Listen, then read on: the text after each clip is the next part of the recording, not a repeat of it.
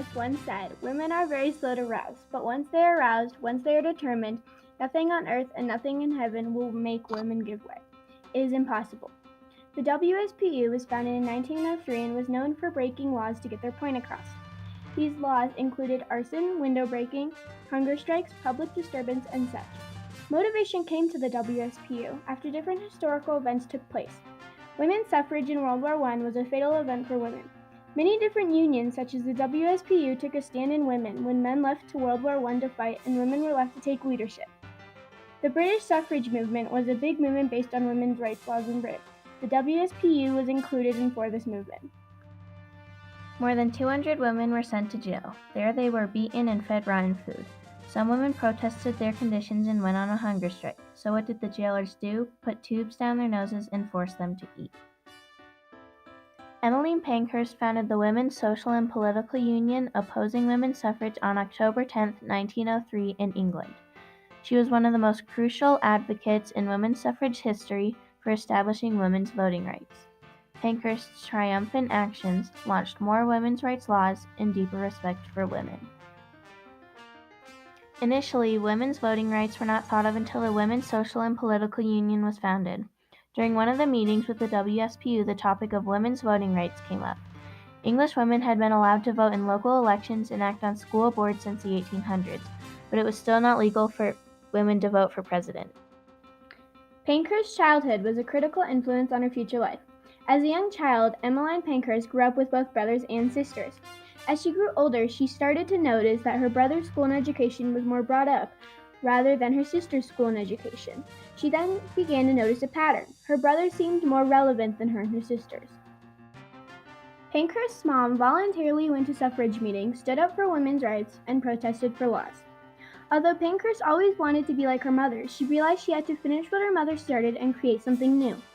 Through hard work, dedication, and inspiration, Emmeline Pankhurst founded the Women's Social and Political Union. The Women's Suffrage Bill was a bill that the WSPU tried to pass in efforts of equal rights. In order for the WSPU to pass the bill, they had to convince a member of Parliament, Bamford Slack. Convincing the member would present and communicate the bill. After they did convince the member of Parliament, Bamford Slack, they had to present their law recommendation. Though the bill still failed to get passed, they still continued their protests. We are here not because we are lawbreakers. We are here in efforts to become lawmakers. Nevertheless, Pankhurst and so many other suffragettes got thrown into jail. The bill had come to a harder point in the road. Pankhurst then stated, "We were called militant, and we were quite willing to accept the name. We were determined to press this question of the enfranchisement of women to the point where we were no longer to be ignored by the politicians." The WSPU were window breaking, attacking the politicians, chaining themselves to railings, and more. Their idea was to get arrested, while in jail go on a hunger strike, and embarrass the government. Though, tragically, presenting the bill came to a vote. Voting on the bill was a way that the government could ensure it was equal to other opinions, although it could have gotten talked out of. The vote had come to an end and had become a 194 to a 74 vote outcome. Men were public, women were private. They were in the sphere of the home and family. So to see women not only fighting for public rights, but fighting publicity for it, and even speaking in public, was very noble.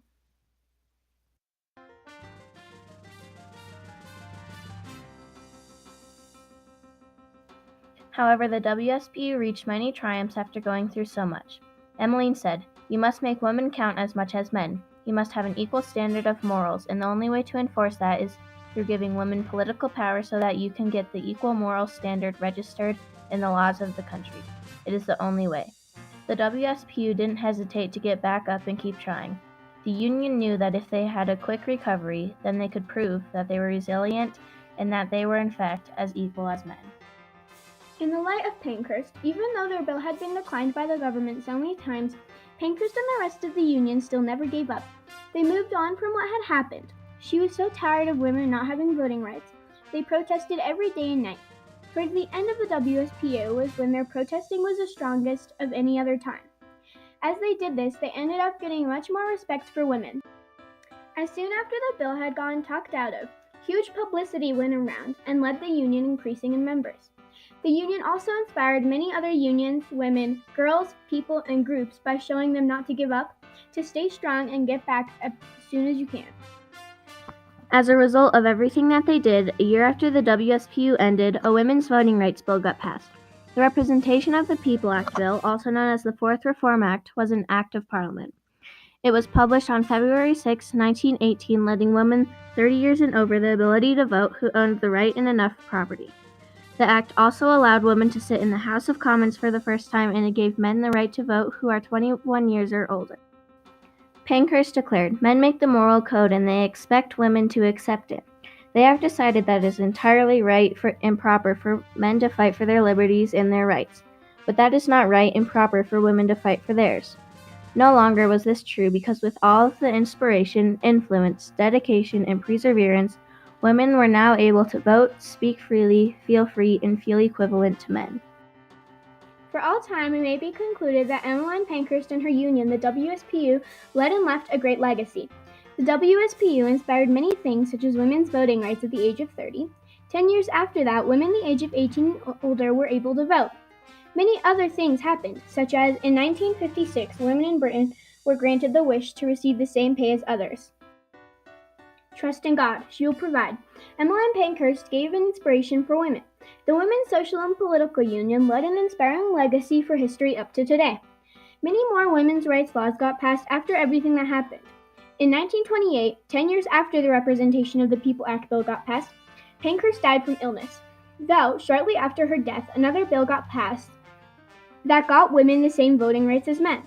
Then, in 1956, women received bigger pay than they used to.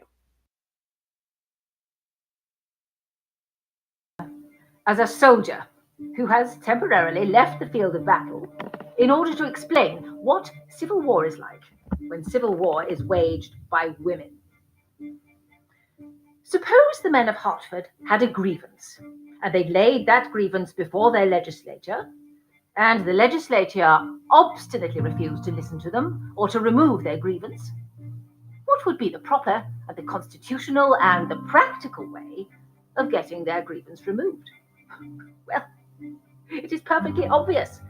At the next general election, the men of Hertford would turn out that legislature and elect a new one.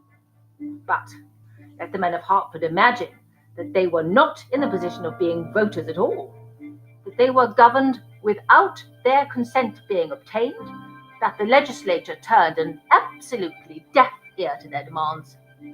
What would the men of Hertford do then? They couldn't vote the legislature out. They would have to make a choice of two evils.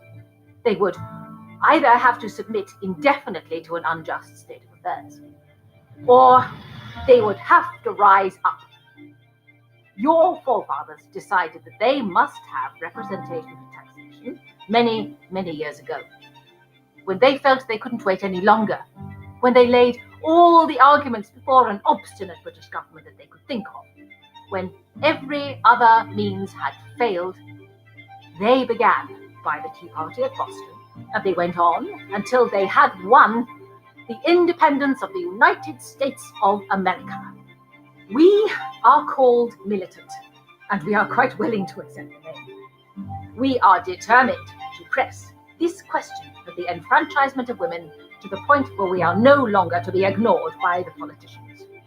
You have to make more noise than anybody else. You have to make yourself more obtrusive than anybody else. You have to fill all the papers more than anybody else. We wear no mark. We belong to every class. We permeate every class of the community, from the highest to the lowest. And so, you see, in the women's civil war, it is absolutely impossible to deal with it. You cannot locate it, and you cannot stop it. We have brought the government of England to this position, that it has to face this alternative. Either women are to be killed, or women are to have the vote.